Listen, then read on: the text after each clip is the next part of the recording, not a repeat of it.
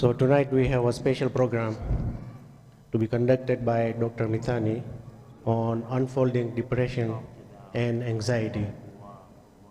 So what do we know about depression? So one of my friend, Akil, he was saying that it's just a myth. We are not ready to accept it just because we don't know. And my other friend, Mustafa, he was saying something we would say, "Man munjaro thai che." Is it depression? And the other question which came up was, does it apply or affect all ages? So for us, all this is unknown. So let's invite Dr. Mithani to start and unfold this. The session will be about 20 minutes and followed by question and answer if there is any, maybe 10-15 minutes. Okay. Okay, so I'll give this to Dr. Mithani. Thank you.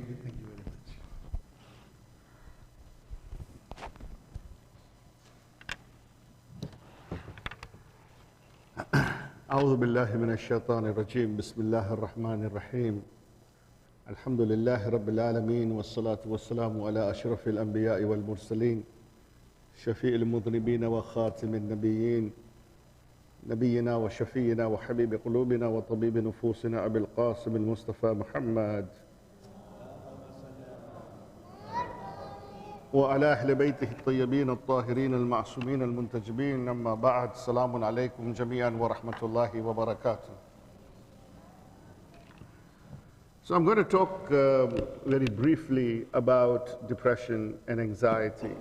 And my experience in mental health is quite vast, and I have had the honor of actually treating many, many people with depression and anxiety. And also I've had many workshops in different communities. When I go in different communities to recite majalis, we have always had quite a demand for this particular topic. Now, I see there are some youngsters in the audience, which is good. So I'm assuming I should just do this in English, yeah? Not in Gujarati, yes? English is better? Yeah, okay, I'll do it in English. If you don't understand what I'm saying, then you can let me know and I'll maybe throw in some Gujarati. You know, so there is a real misconception about depression and anxiety. When I talk about depression and anxiety, I'm not talking about the day-to-day grief that we go through. So a human being in his life is going to have ups and downs in his life, right? There are times when, he may lose a job, there may be somebody in the family that passes away, there may be problems in the family which ends up in divorce or something like that. So these are normal, right? These are normal ups and downs in life, right? There are moments of happiness, there are moments of sadness, and you go through that. And what happens, in that situation is that most of the time, people, let's say if somebody passes away in your family, you will go through a moment of sadness. You will go through what's called a grief reaction. You will go through that. Usually, in the medical field, they'll tell you that it lasts about 2 months, roughly, After that, you start to get back to your normal life. Now, of course, that doesn't mean you forget your loved one. And, I just had my mother who passed away recently, only about 2 months ago. And I cannot tell you that I've forgotten her in any way, right? But what happens is that, in Islam, we have this 40-day period, right? And then we do the chalismu of a marhum. Of course, the chalismu of a marhum, is not really something that is identified in Islam.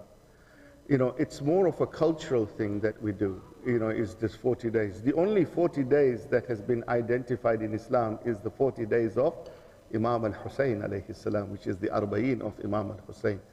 But it is a really good practice. It's a good practice because, even from a medical perspective, you get to that 40-day period, and now you have to start to say, you need to move on with your life. You need to pick up the pieces, and you need to move on with your life. And so that's usually what happens, right? And similarly with other griefs and stuff. The depression and anxiety that I'm talking about is a chemical illness that I want to talk about, right?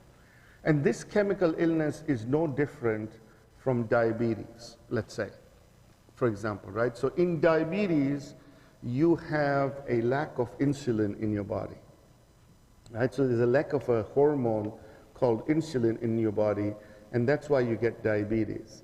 Similarly, in this type of what we call a chemical depression or biological depression, you have a deficiency of certain chemicals in the brain.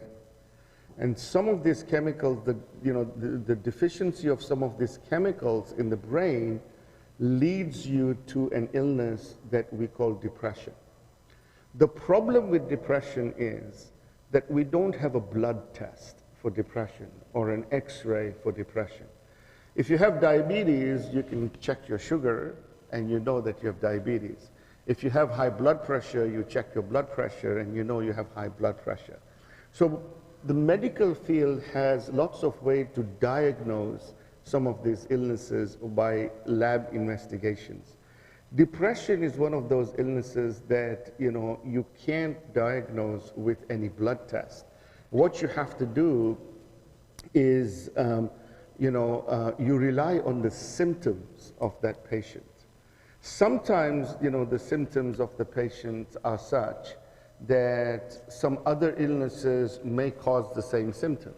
So if that person has low thyroid, for example, it may cause symptoms that are similar to depression. We'll go through the symptoms in a minute, right?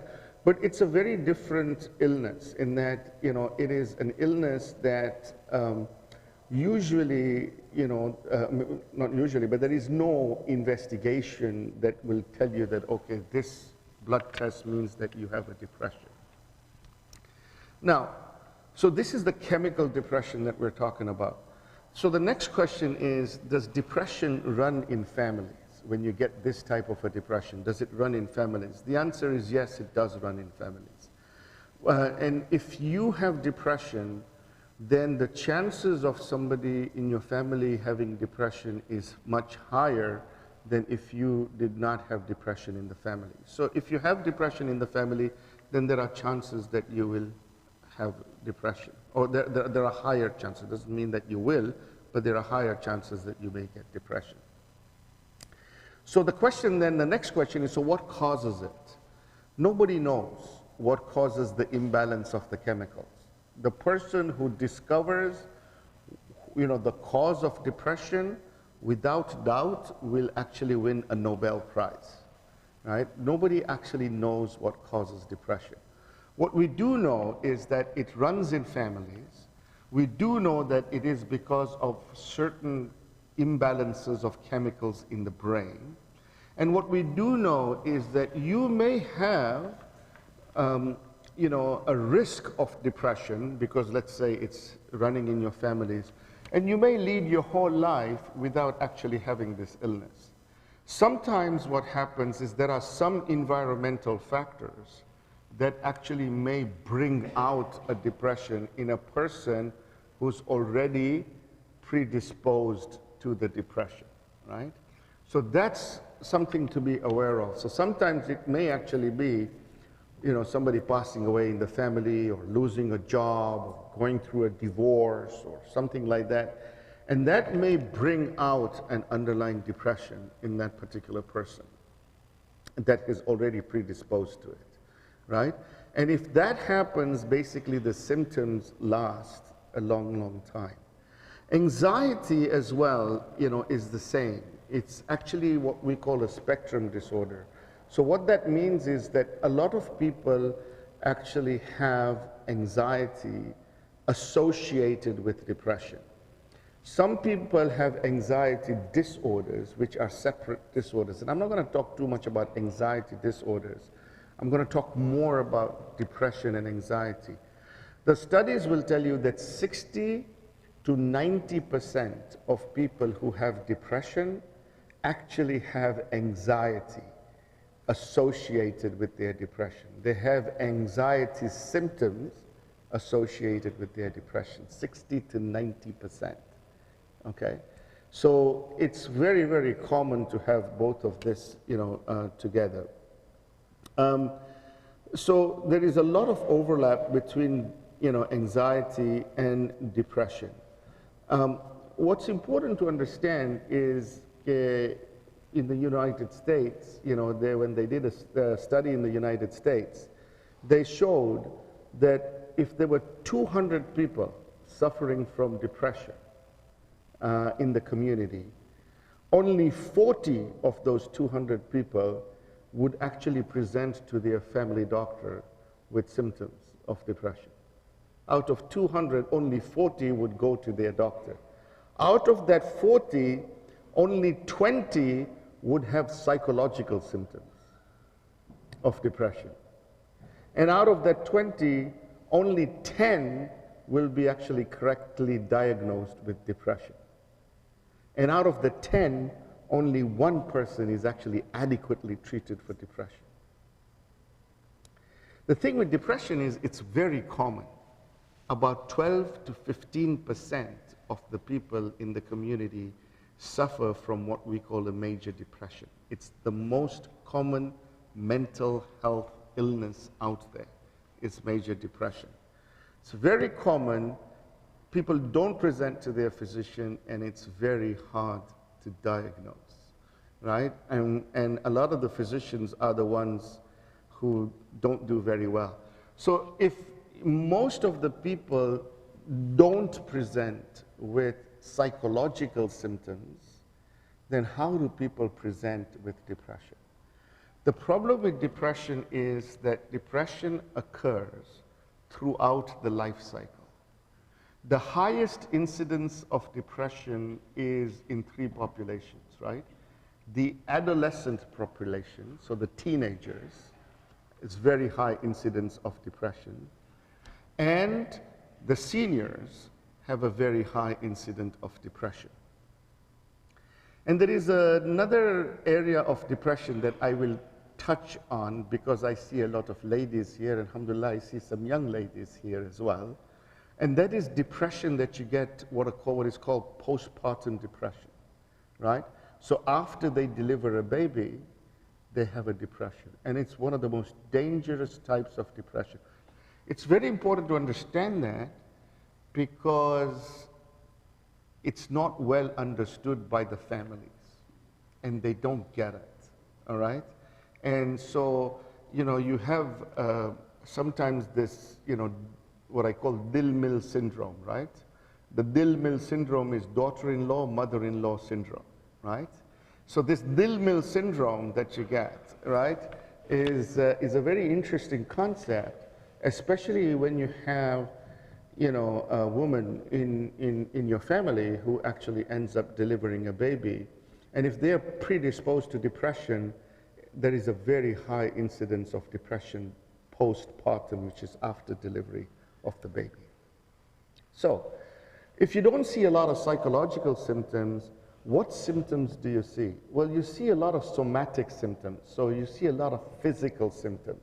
And this is what I mean when we say that, anxiety is very common with depression. Because anxiety is actually manifested in most cases with underlying physical symptoms, right? Now, in our population, and I think as, the chairman, when introducing this topic, he talked about this. In our population, there is a variety of different ways that depression presents itself. In my practice, in Vancouver, I see a very large number of people from the East Indian community. And I see a lot of people from the Khoja community. Not just Khoja Shia Ishnashri, but Khoja Ismaili community as well. So I have a very high number of people from the Ismaili community who present with depression. And a lot of the times what you see is they come to you and they present with certain symptoms. So one of the common symptoms is this symptom called munjaro, right? And when you talk to these people and you say, well, what do you mean by munjaro taiche? And it's hard for them to describe it. The seniors especially talk about this internal uneasiness that they have, this agitation that is very internal that they have. They don't feel in any way at peace, and they don't feel at tranquility. They have this munjaro. I remember once I was I teach a lot of medical students, and I teach a lot of residents, who are in their training, in the final years of their training. And I had this resident, who was a Caucasian resident, and we were interviewing this lady, and she was in her 50s, and she had just moved to Vancouver from Dar es Salaam, and she presented with symptoms of depression, and so I told my resident, well, why don't you take a history, and I'll translate for you. So the first symptom that she said was mane munjaro taichi. So my resident said, I have no idea what she's talking about. And I said, well, so nor do I. So ask her more about what she's actually feeling. So she went more into it. And then she said, well, mane matha ma garmi taichi. And it was like, what did she say? Well, she's saying she's got heat in her head. What does that mean? So you see these symptoms that people present with. It's a very different thing. This anxiety, which is called now, it's very easy for me when somebody talks to me about munjaro. I totally understand it because I understand exactly what they're saying. They also present with fatigue, with total tiredness, and they don't want to do anything. They just want to lay in bed. They're tired. They're fatigued. And you see that this is very common. So you have an individual who normally leads a very interesting life, very good life, and you start asking them to come out, come to the mosque, come to the dining table to eat. And all the answers are, mane nati kaptu, mane nati karu, mane nati jam. It's all like that, right? I don't want to do it. I don't want this. I don't want that. I don't want that. So a lot of this is very negative, sort of, I don't want to do it. And they talk about this tiredness and fatigue that overcomes them. And what you see is that, there is a pattern. We call this diurnal variation. So what that means is they are worse in the morning, and then they get better as the day goes on, right? So the morning is the worst for them. The other symptoms that they have is symptoms of pain. So this is not symptoms of pain that they actually have, let's say, arthritis or something like that, right? These are symptoms of pain where they talk about pain all over, right? And I'm actually going to recite one whole majlis on pain. So I'm not going to give too much away around pain, otherwise you'll get bored when I recite my majlis on pain. Right? So they talk about this pain, this fatigue. And then they have what's called, early morning awakening. What is early morning? They have sleep difficulties. The young population classically has early morning awakening. So what they do is they go to sleep. So let's say you go to sleep at 11 o'clock at night. They wake up at 3 o'clock in the morning and they're wide awake. They're just totally wide awake. Right? And they can't understand why they're awake. And they can't go back to sleep. And it's not because they've woken up for Salatul-Layl, right? They actually are wide awake, right? So you have to be very careful, right? Because sometimes, you ask a patient, well, what time do you wake up? They say, wake up at 3 o'clock in the morning. So I thought, oh, this person's got early morning awakening. But some people actually wake up at 3 o'clock in the morning to recite Salatul Layl, so you can't say that they have a sleep problem. but they cannot go back to sleep. The other thing that they have is they have loss of appetite. So they don't eat, and they don't eat because they don't enjoy eating. They don't enjoy the food. It's not because they are not hungry, it's just they stop eating because they have no appetite to eat. They also have what's called dysphoria. Dysphoria basically means that their mood changes. And what you'll see is this person now becomes a little bit more irritable, right? The smallest things, which may not be a big deal, normally it would not have been a big deal in the life of this person, it irritates that person. And they become really irritable, they start to act out, they start getting angry, they start to get irritable. And there is also sadness that they have, right? You see them, they get what's called psychomotor retardation. What does that mean? Psychomotor retardation basically means is that they don't want to do anything. They're not moving. They just sit in one place, right? And, I had just one patient, and I would say to her that, so what is it that, I was talking to the child of this patient, and I said to her, what does she do all day? And she said, well, she doesn't do anything. She's just sitting in front of the television, and she watches dramas.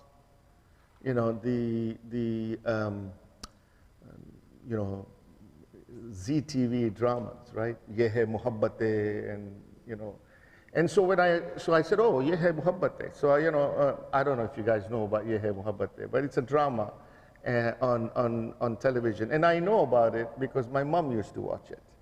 And I would come home, and my mom would tell me the story of what happened. And in many years, it wouldn't change. It would be the same thing, right?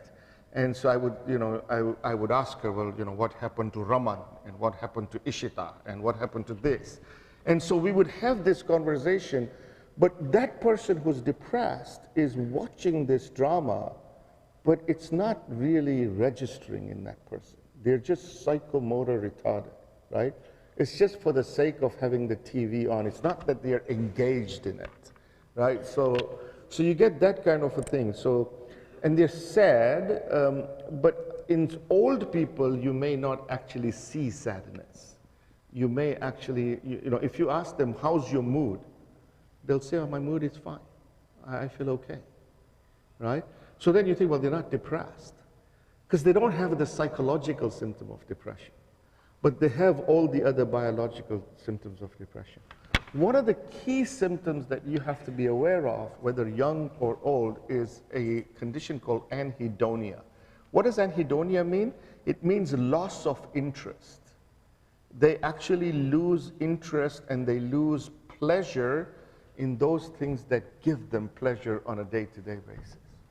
So if somebody really, for example, enjoys coming to the mosque, and now they don't have that pleasure. They don't want to come anymore because they don't enjoy it anymore. They have a loss of interest. They don't have any interest, right? And it also goes on to different areas, right? For a young person, that may be that they have the loss of the feeling of having intimacy, for example, with their husbands or with their wives. So that's something that you also see, a loss of interest,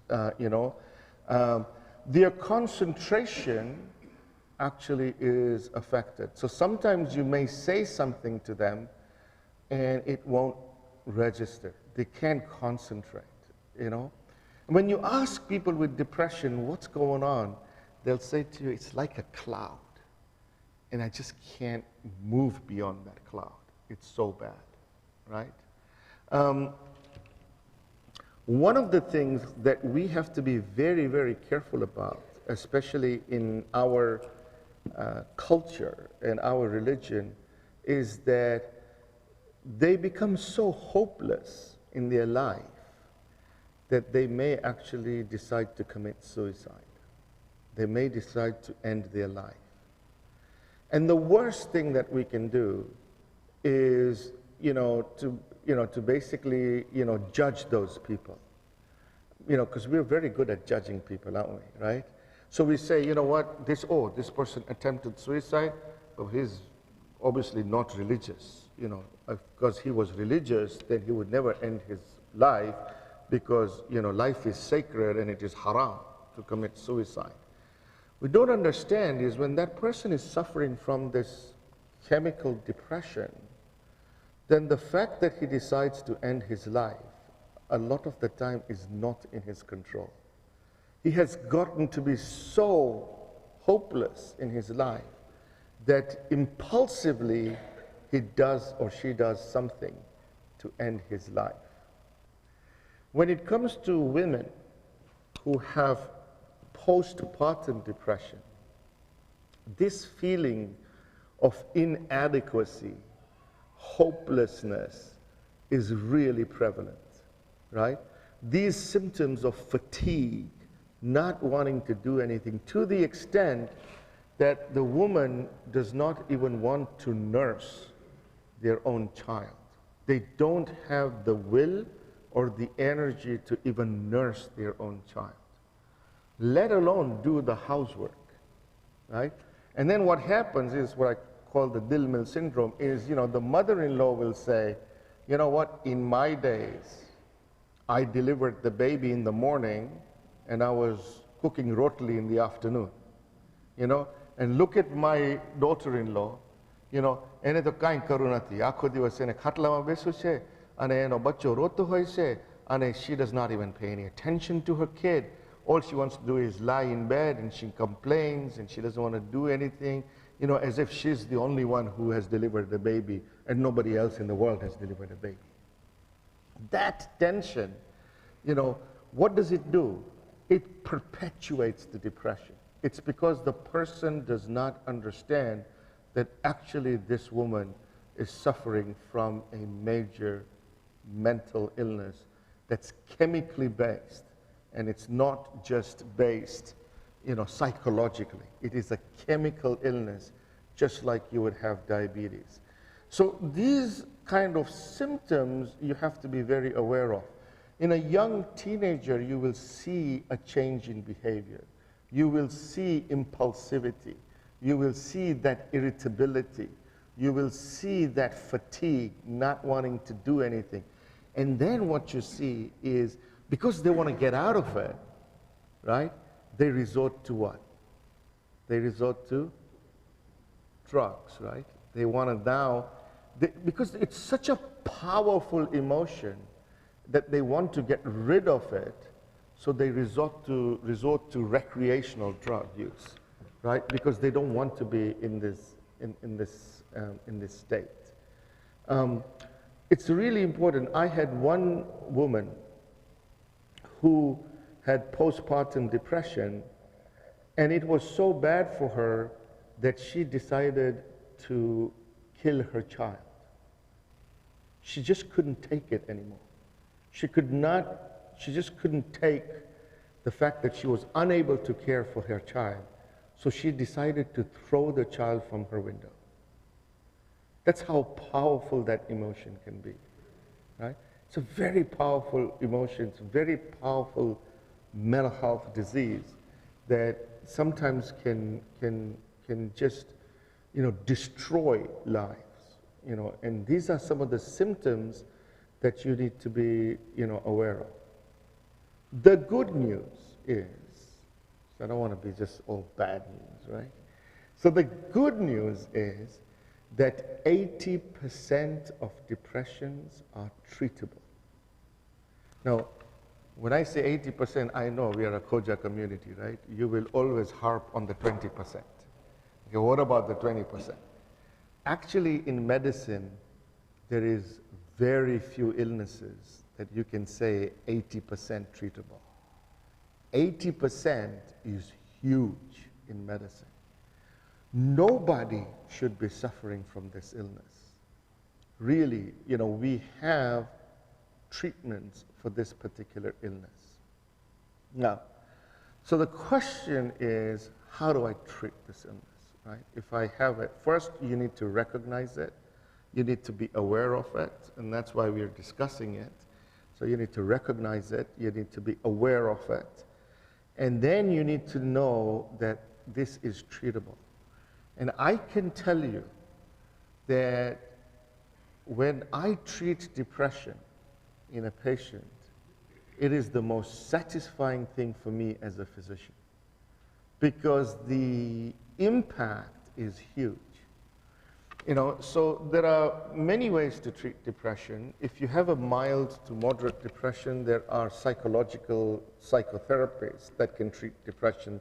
Something called cognitive behavior therapy is a type of therapy that teaches you how to do positive thinking and so on and so forth.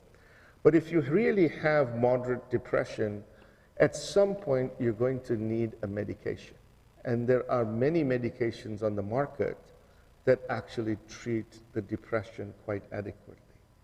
People who have very severe depressions and they are suicidal sometimes need what's called ECT, or electroconvulsive therapy, or shock therapy, to get them out of depression. It's very safe and very effective. Now, I've told my wife that if I ever get depression, make sure I get ECT, because it's safe, it's effective, and it's fast, right? But there is a big taboo about shock therapy, right? But that's for another time. So the good news is that there are treatments. Now, of course, the question is, what's the role of Islam in all of this? Yeah? So the role of Islam is very, very simple, right? Don't make Islam complicated. We cannot have this mindset in our mind that, no, if you treat depression, if you have depression, then you just, you just have to pull your socks up. Maybe, just become more religious. You do du'as and your depression will go away. It's not like that in Islam. Because I can tell you, why don't you say that to somebody who has diabetes? Why don't you say that to somebody who has high blood pressure? Why do you say that only to somebody who has depression, right? It's not the way it is. Islam tells you that, look, you have to seek help for this kind of an illness. And I tell you, I have researched this from an Islamic perspective. I talk more about it in my lecture when I talk about spiritual pain and psychological pain. Islam talks about this very, very clearly. It talks about how you need to consult with the physicians and with the experts. And it was a wonderful thing, conversation with Ayatollah Makarim Shirazi, who has, tremendous insight into something like this, where, he feels that it is wajib on you to seek help so that you can get adequate help. What works really well is when you combine traditional, conventional medicine with spirituality. That's what works the best. Doesn't mean spirituality doesn't have a role. It has a role. It has a very important role. And it's unfortunate, actually, that the people who have done the research on the role of spirituality in depression is actually the Jewish community. They have done the most research in it. The Muslims have done no research in this, right? Because by and large, the Muslim community feels that if you have depression, you just gotta get out of it, and you should recite this dua from Sahifa, and you should recite this dua, and it should go away, and if you just were to be more religious and more connected with God, then that's what would happen. That's not the way it is. Of course, there is a component to this, and there is a very important role that spirituality plays. You see, it's the tawheed af'ali that sometimes that we are missing, right? We don't have that vision in our mind that when the physician gives you a medication, the effect of that medication is actually from Allah subhanahu wa ta'ala. It is not from the physician. The physician is just the means through which Allah manifests His great name of Al-Shafi, yes? The healer, right? So sometimes we don't have that mindset. And I know a lot of people in our community who are suffering from this illness. They don't want to get help. They don't want to take medications because they feel that, you know, they could just continue, you know, with, you know, spirituality, and that's going to fix it. Spirituality has a role, no doubt in it. But really, I think it's important to understand that if there is expertise that is going to help you with something, you need to be able to do that as well as do whatever you can from a spiritual perspective in order to get yourself in a better way. I can tell you, if you are depressed chemically with the depression that I'm talking about, even your worship will be affected. You won't be able to concentrate the way that you need to be concentrating. You won't be able to have that ma'rifat of Allah subhanahu wa ta'ala to make your worship effective, right? You will do things ritually and you will just hope for the best. Now, I do not want you to think that I am not promoting spirituality. Really, I am. That's who I am. That's why I'm lecturing in spirituality. I think spirituality has a really important role, right? It's really important. And I think that, you know, doing the wasila of our imams, you know, we do wasila of Imam Zainul Abidin, for example, when somebody is ill or somebody is sick. You know, we do wasila of our other imams when we have illness, is incredibly, incredibly important. Going for the ziyarah of Imam Hussein alayhi salam to help you with something like that is very, very important. What I want to emphasize is that there is no shame in you to also be, you know, to also be receiving treatment, you know, from a physician with maybe a medication or something else. They go hand in hand, because receiving that treatment is part of, you know, Islamic approach, you know, for when you have an illness. You have to be able, you know, to do whatever you can to make yourself better. Okay? So I think what I'm going to do is much more than 20 minutes. I'm going to just stop there, and I'll take some questions if there is anybody who has any questions about this. It's just a very short sort of, you know, I've written a book on depression, so it's a very short thing for me to try and filter to you. My main message is understand the symptoms of depression, because I guarantee you, 15 to 20% of the population, you're going to have somebody in your family who's going to suffer from this disease. There are a lot of illnesses that take your life. Depression is an illness that takes over your life. But it's treatable. So you need to recognize that, and we need to make sure that the person gets the help that they require in order to treat it.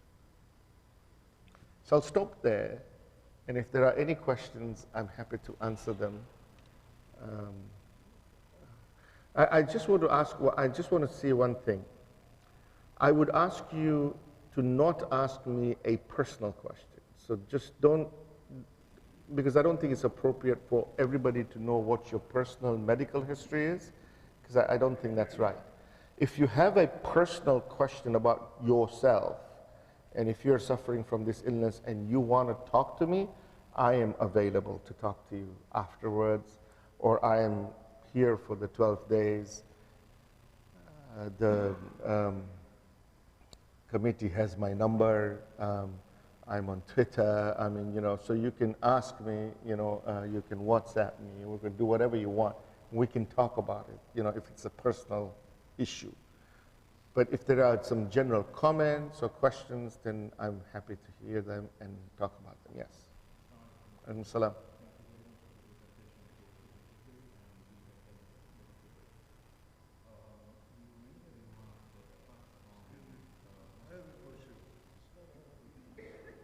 He's just talking. Wait. Is there a mic we can get? Is it possible that we can get a mic? So, because otherwise I think the ladies will not be able to hear the question as well. Okay. You did mention that apart from the Islamic field, other Abrahamic religions have done good research spiritually to address this problem. Could you perhaps enlighten us on what the findings of the other Abrahamic religions are? Yeah. It's not, the Jewish community, as I mentioned, has done a lot of research. And the research that they have done has basically been categorized into two types. One is that people who've had a mild depression, right, where they actually don't need medication. What they need is, some cognitive behavior therapy and so on and so forth, right? Not actual medication. Because the symptoms are quite mild, they have found that in that population, connection with a community that is a supportive community has a very big role to play. And that's what their research shows. And I think you probably know that the Jewish community is one of those communities that's quite connected internally within each other. They really do look after each other quite a lot.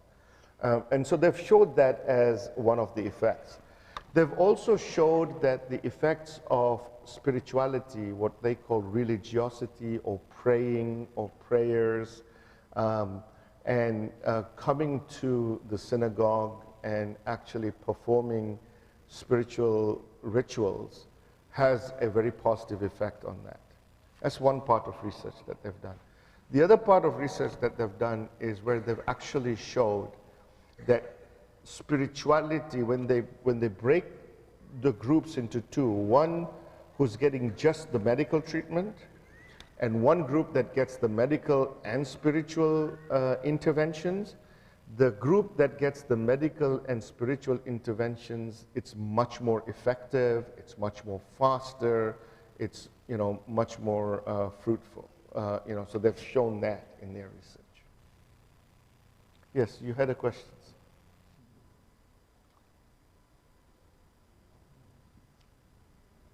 I had a question.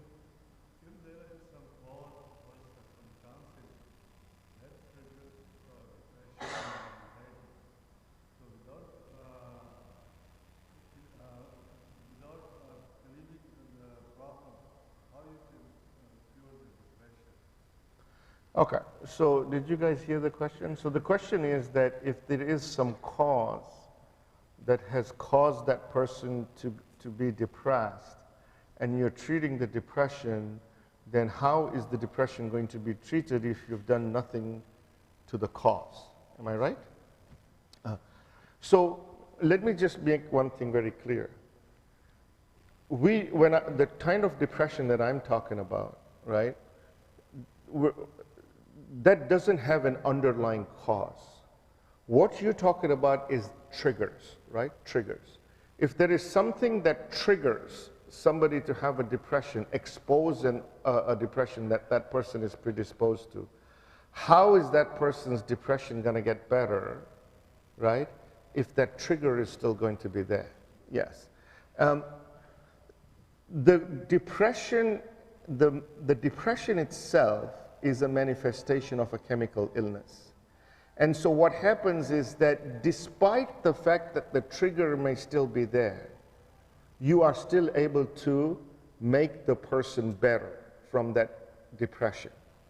In fact, what will happen is that person will probably be in a better position to deal with that trigger, right?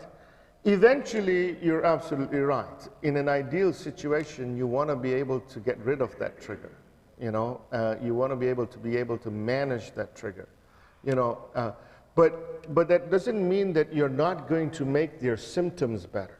with medication, if they have already, gone into a depression. Okay? The ladies have a question? Yes. Salam. I had a question.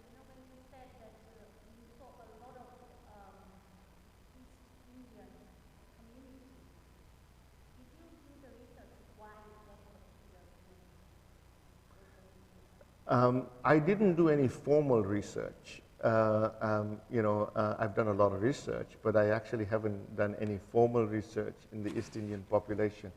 I end up getting referred a lot of East Indian folks, partly because I speak their language, and partly because I know their culture.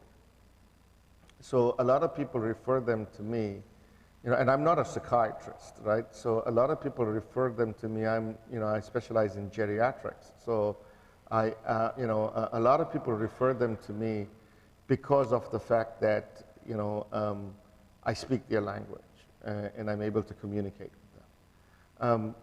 There is evidence that certain racial groups have a higher incidence of depression.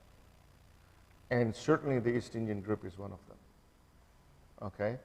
There are certain racial groups that just have a high incidence of depression. There are some that have a low incidence of depression. The Japanese population has a low incidence of depression, right? Some people have made some theories around, well, is it related to diet? Is it related to this?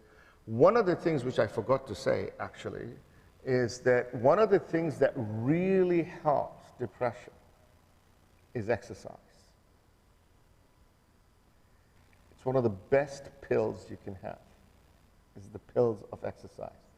For my geriatric patients, I do whatever I can to make sure that they're always walking.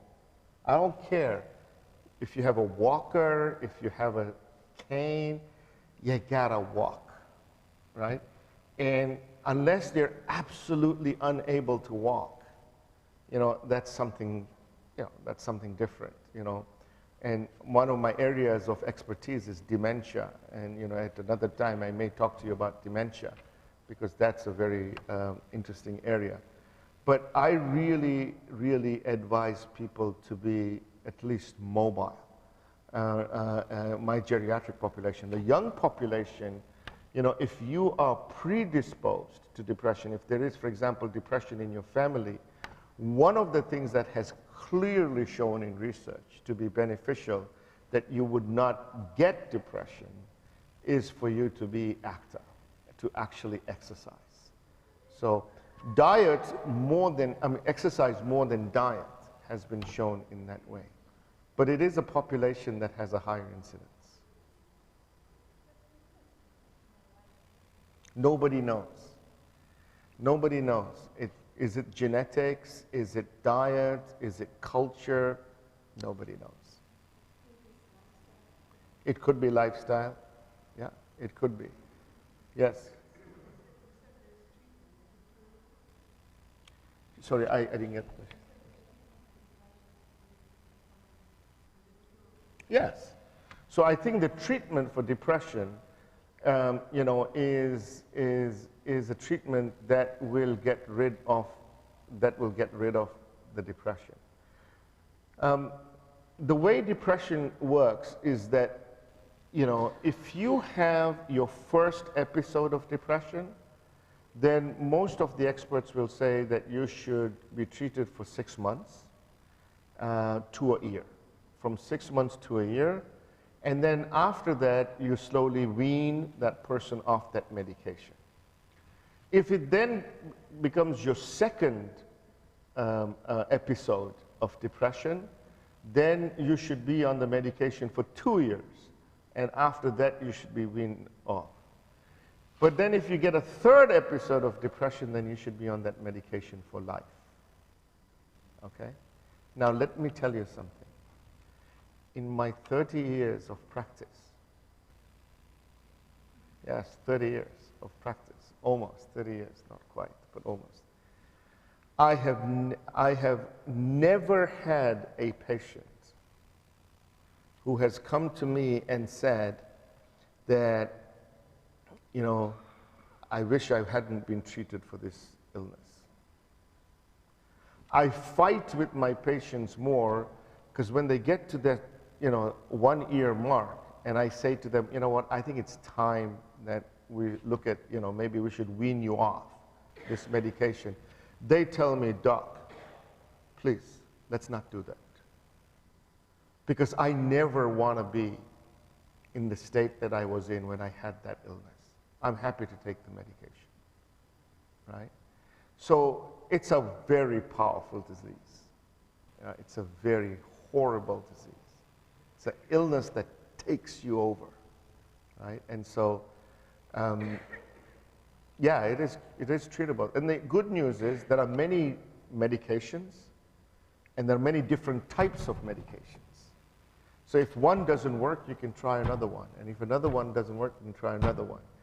And then you can be like me and you can say, I'll have ECT. But you know, you can try different medications, right, that hopefully will work for you.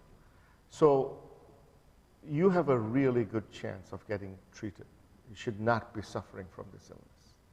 Yes? Who should we approach? Psychiatrist? No. I don't think that you need to approach the psychiatrist. I think what you really need to do is thank you. I think what you really need to do is you should be approaching your family doctor first. I think most of the family doctors are, you know, good enough to actually start you off on a treatment. I think if you get to a point where, you know, it's complicated and something doesn't work and so on and so forth, then I think yes, you know, you can go to a psychiatrist. And usually your family doctor will refer you, you know, to a psychiatrist, you know, if they feel that they need that help. But I think most family doctors can actually adequately manage it. Yes? When you talk about chemical imbalance of the brain, is there any particular element that you have found to be deficient that you might say that this is the problem? Okay, so the question is that when we talk about a chemical imbalance in the brain, is there any particular chemical that we have found to be deficient? Yes? In the brain, yes? That's the question, right? Yeah. So yes, there is. There are two types of chemicals that always are mentioned as the cause of depression. One is serotonin. It's a chemical by the name of serotonin. And the other one is a chemical by the name of norepinephrine or noradrenaline.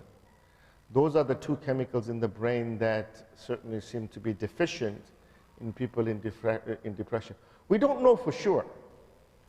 I'll tell you what, we don't know for sure. What we know is that medications that increase serotonin levels in the brain treat this illness. So that's why we think that serotonin is one of the chemicals. And we know that medications that increase noradrenaline or norepinephrine in the brain treat this illness. So there is an inference, right? There is an assumption that these are the two chemicals that are mostly responsible for it.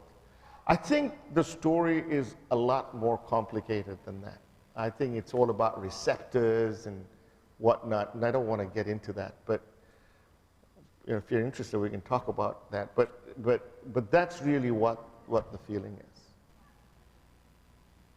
Yeah. Oh, Larissa, you're right at the back, man.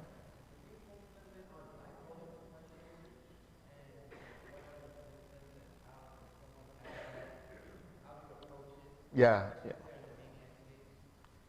It's a good question. Bipolar, the question is about bipolar depression. You know, can you talk about bipolar depression?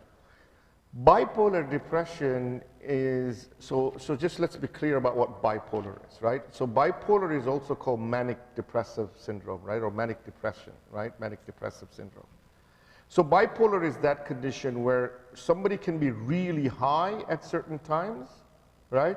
And when you have a person who has got hypomania or mania, it's very hard to bring that person down. Why? Because they love being in that state. Because being high is really good for that person. They really enjoy it, right? They're high, they got lots of energy, they want to do stuff, and, you know, mother-in-laws love daughter-in-laws who are high, because then, you know, you're spending all night cleaning the house, everything's good, you know, they've got lots of energy, they're not sleeping, they're cooking all day, right? It's really a good state to be in, but they cannot maintain that state. And so what they do is they go into this high, and then they can actually come down into a boom, a really low, right?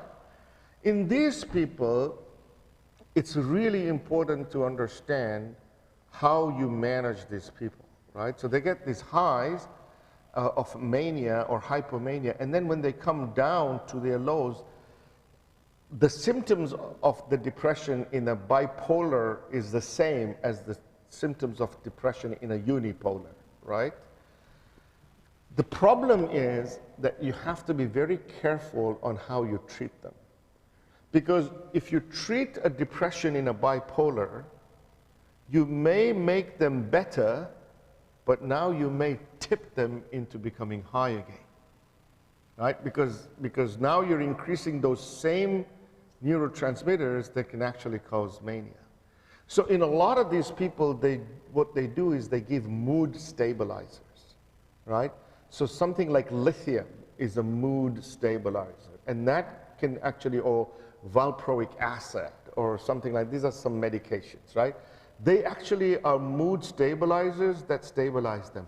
A lot of the times what we do with these people is if they're really low, we give them a medication like an antidepressant to bring them up, but as soon as they're coming up, we start to give them a mood stabilizer and wean them off, you know, the antidepressant so that they can remain stable.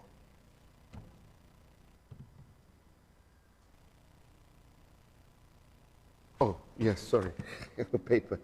The question is insomnia a sign of depression? No. Insomnia is not a sign of depression. Insomnia is just a symptom, yes?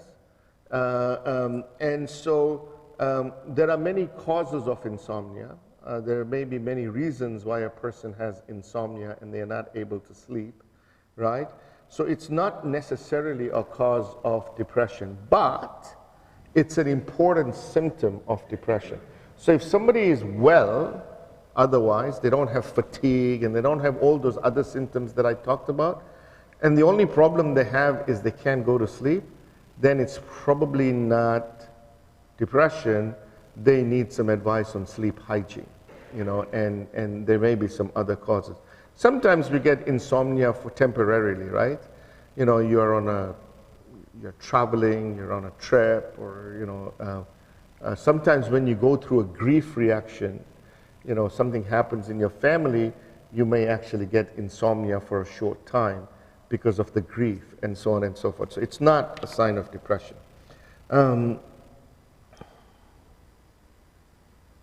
Okay, this is an interesting. So it says someone dealing with depression gets into an act that is against Islamic law, an haram act. Is this agreeable through Islamic view, as this person is suffering something that's not in their hands? So the general, I mean, this is a very fiqhy question, right? And I'm not an expert in fiqh. But let me just tell you that in general, if you carry out an act that is haram because of an underlying illness, then you cannot tell me that God's going to punish you for it. Like, it doesn't make sense, does it? Does it? Do you think that God is so cruel that if you carry out an haram act, which is totally not in your control, you do it because of an underlying illness that you have, that you would actually be punished for it? I don't think that that is going to happen. Right? I find my God to be a lot more merciful than that. So I don't think that would be a problem. I think that what's important is to understand You have an individual who's led a life and has maybe led a family life that has been a very good life, and there's been a very, let's say it's a man who's been a very nice person, who's, you know, has been very good with their family and so on and so forth. And you see a change in their behavior. You see that now they're becoming more irritable and more upset and more angry. And maybe they do an act that is haram. Maybe they, you know, abuse, somebody in the family, you know, and so on and so forth. The one thing that you need to do is this, you need to understand this is out of character for this person, right? So you have to really go into this and say, you know what? What's going on here? Because this is out of character. This is not who this person is, right? A person who's doing his salat every day and now is so depressed that they don't even want to pray. There is something going on, right? And you need to be able to be aware of the fact that this is a change. And I better get to the bottom of this. Because, you know, if it is an illness, like a mental illness, then I can change this. You know, there is something I can do about it. And I think that's the important approach to take. Rather than being judgmental and saying, you know, you've done something haram, you're just going to go to hell. Nobody gives you the right to tell somebody else that they're going to go to hell.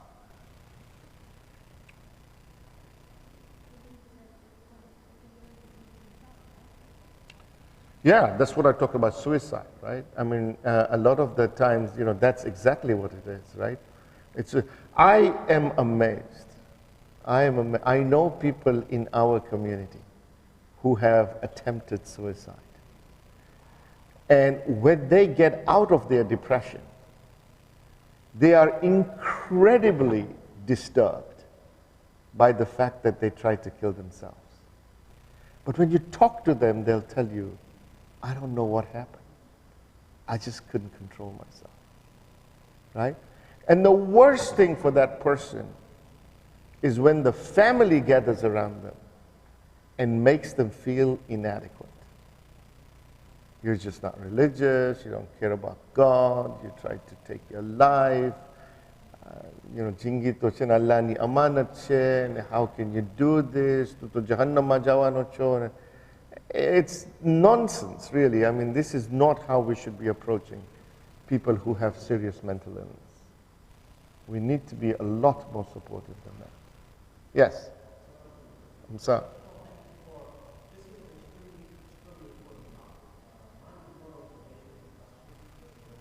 Yes.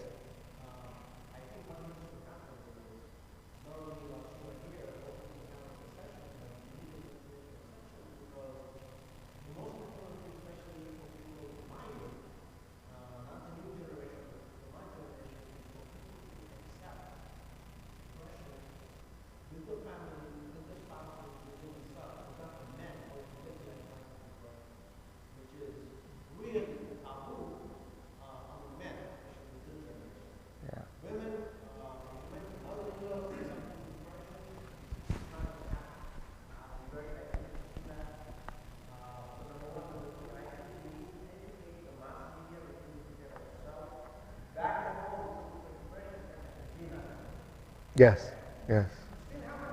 Yes, yes. Mm-hmm.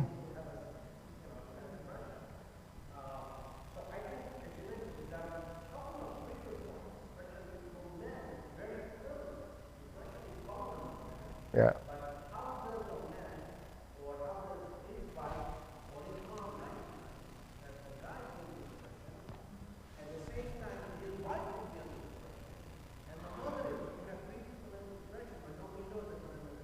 Yeah.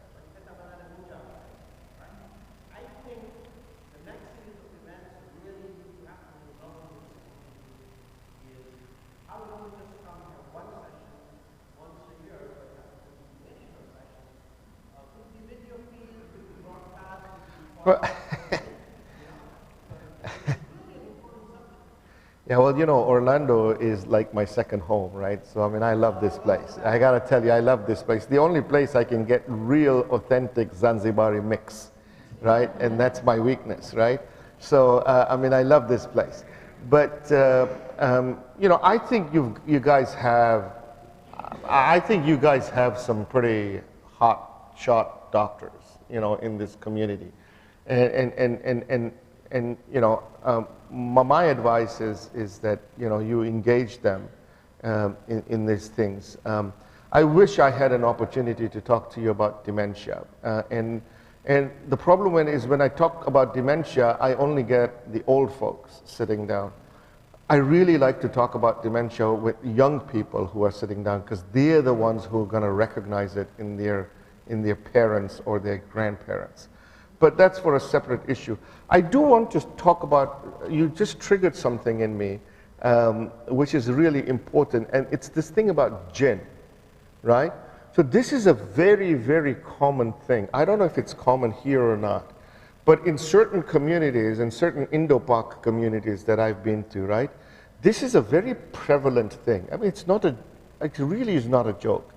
Is somebody who's suffering from this kind of mental illness, they basically isolate that person so much because they think they've been taken over or possessed by the jinn.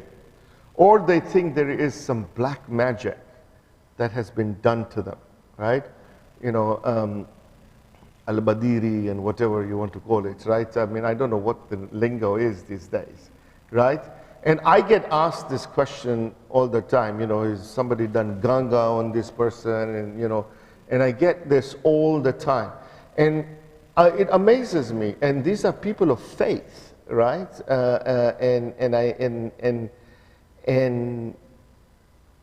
it's really sad, I have to tell you, it's really sad to see a lot of people suffering because they've been, you know, afflicted, you know, with a mental illness. But the people who are supposed to support them are actually isolating them because they have a feeling that they've been obsessed by jinn and so on and so forth. I can't tell you, you know, how sad that makes me. And there's been a couple of cases in families, you know, in our own communities where I've really tried to convince the family that this is not the case. And the person has a serious mental illness. And the family will not budge. So they go to Maulanas, and I'm not here to judge any Maulana, but I have seen taweez that is this big, right? And they go to these Maulanas who make taweez for them this big, you know, and they recite, I don't know what they do, but then, you know, these people, you know, are wearing these taweez, and you know, and I think that becomes the solution, and I think that it's sad because I see these people still suffering. Anyway.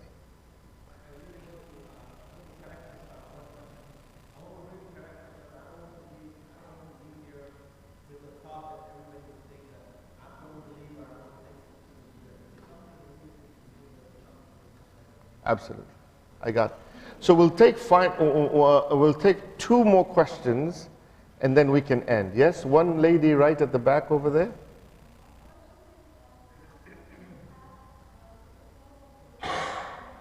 I cannot hear you. I have no idea.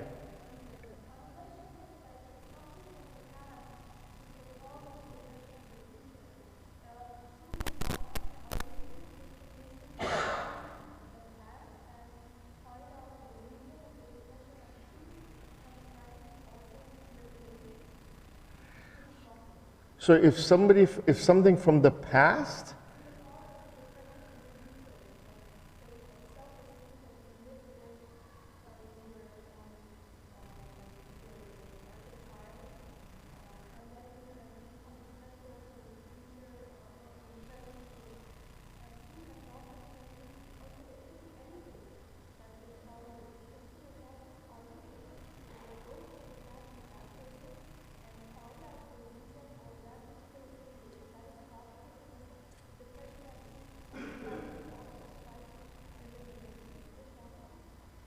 This is a very good question. The answer is yes. So the question is, if I understood it well, that if you have somebody who's had an issue in the past that has really been one of the major triggers for them getting a depression, and an example of something like, let's say, abuse, child abuse or something like that, right? And then this person ends up getting depression in the future. Can you go back into the past and try and deal with that challenge that they've had so that you would be able to eliminate the symptoms that they're having right now? Am I right in your question? Yeah. And the answer is yes. In fact, that's what a lot of psychotherapy does, right? So some of the psychotherapy interventions do just that. They go back, it's called psychoanalysis and so on and so forth. They go back into the past and they try and work with that person to be able to deal with that, right? Now remember, somebody who's had a major catastrophic event, right, may suffer from an anxiety disorder like PTSD, right, post-traumatic stress disorder. Somebody who may have had child abuse or may have been raped or may have seen their family member get killed in front of them or something like that. They may have PTSD, and over 50% of people with PTSD or post-traumatic stress disorder will actually get a depression. The chemicals are the same. So there's still serotonin and norepinephrine, and the treatments are actually the same as well. So what the answer is that yes, you can do that, and you can start to look at those causes, but you also have to remember that when you have somebody in front of you whose symptoms are quite severe, then initially you probably will have to give them some medication so that at least they can get to a level of functioning, so that you're able to go into their past and work with them. Yeah? Sometimes these people, their symptoms are so bad that you can't just do that. Okay? One final question. So what? Sorry?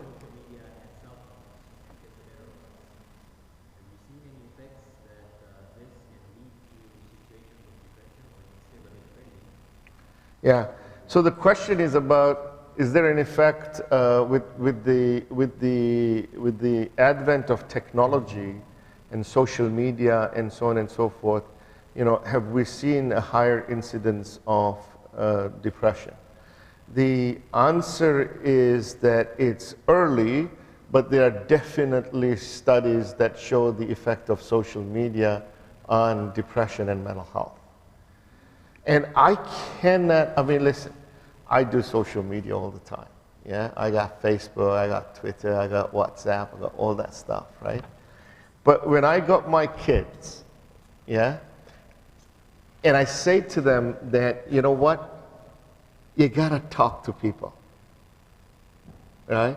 Sometimes, I'm sitting in an office and you're sitting right across from me and you're telling me I'll send you an email. Like, just talk to me. I'm right in front of you, right? So I think that sometimes, we have misused social media, and actually what we've done with social media, it's kind of contrary to what Facebook actually wanted to do, right? Facebook wanted you to be in connection with all your long-lost friends, right? But what it has ended up doing is that you end up being basically on your phone, and you're missing that human-to-human contact. I think that, and this is a very important point that you brought up, because I think that, families should have, in some way should mandate with their kids that there's gotta be half an hour where you're gonna sit down as a family and you're gonna just talk. How was your day? What happened? How are things doing? rather than, you know, it's very interesting. You go to a restaurant now, right? And you got families sitting around in the restaurant, and all of them are on their phones. Nobody's talking to each other, right? So I think there is definitely research that shows that there is an effect, but it's more of a psychological effect than anything else. The fact that, you know, does that enhance in any way a chemical depression? I think the jury is still out on that. I don't think that there is clear-cut evidence for that.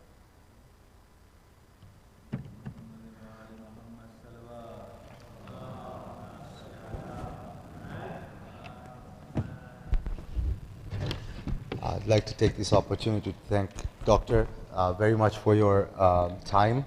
This was, I'm sure, very, very useful for all of us. And Alhamdulillah, I've taken feedback that there needs to be more of these. And inshallah, I'll take it back to my committee and we'll try to plan more of these.